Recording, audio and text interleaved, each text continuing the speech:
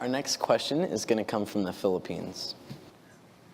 Hi, I'm Enos, and I'm 16 years old, and this is my question.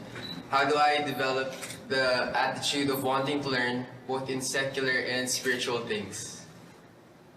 How does one develop the desire to learn? Do I understand the question? Yes. Great Yes. question. Would you like to begin? Do you want me to? What would you like? Well, let me just say something about learning. Learning can be fun and enjoyable. And I hope that all of you young people will realize that an education is important. So for those of you who have the opportunity to do so and will work for that opportunity, I hope that you would get all the education that you can. It will bless your life in remarkable ways, and it will bless your future families. But you have to have a desire, and you have to keep working at it. I think when I was 16 years old, I don't know that I knew how to study the scriptures the way you young people do today. You're wonderful, and you're so good at it.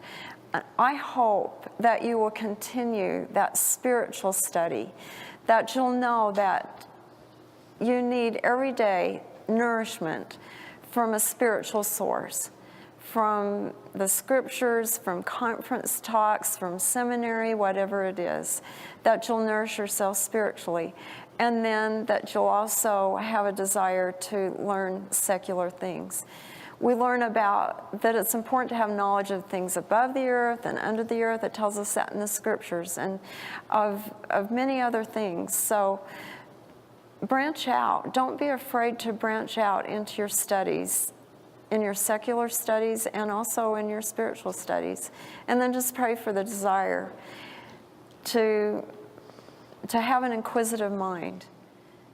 If you have a question, then go after it. Seek for knowledge, seek for the answer, and you'll get it. I could talk for hours about this particular question. I promise I won't do that. You have received the gift of the Holy Ghost, and the Holy Ghost is the perfect teacher. He's the ultimate teacher. I would even go so far as to say he's the only teacher ultimately that matters. The gospel is about learning and growing and changing.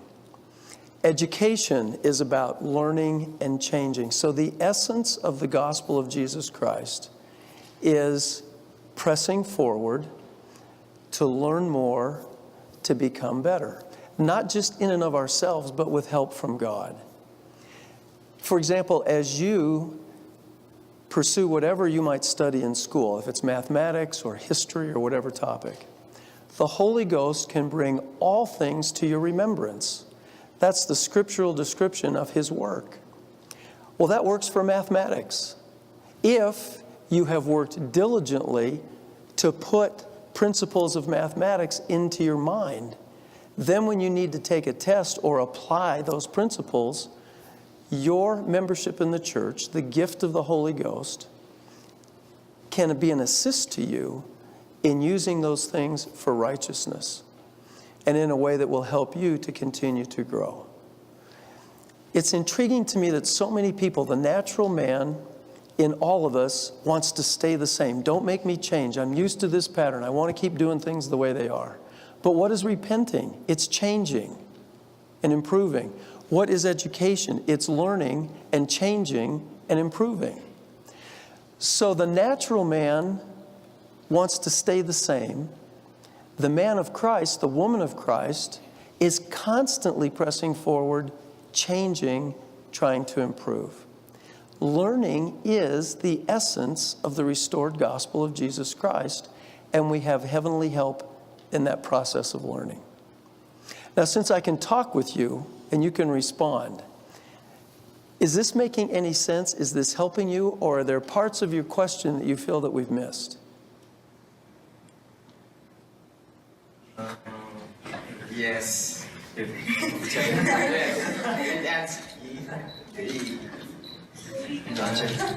So Yeah, you answered my question. may I ask you a question? Yes. You don't seem very thrilled that I'm Yes. going to ask you a question.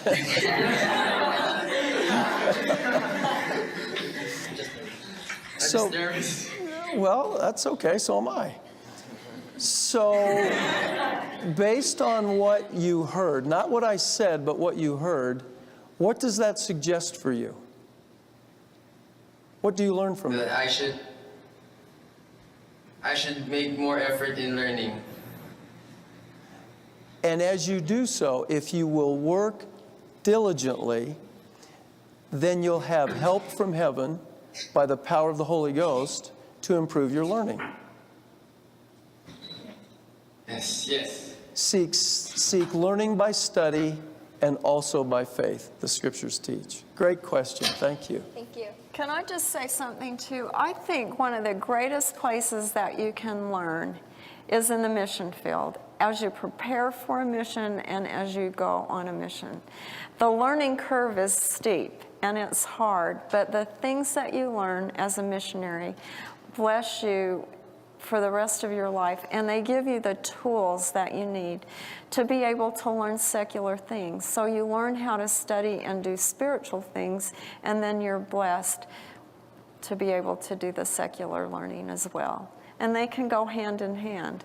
I've always admired Elder Bednar because he has a wonderful education. He went to school for a very, very long time.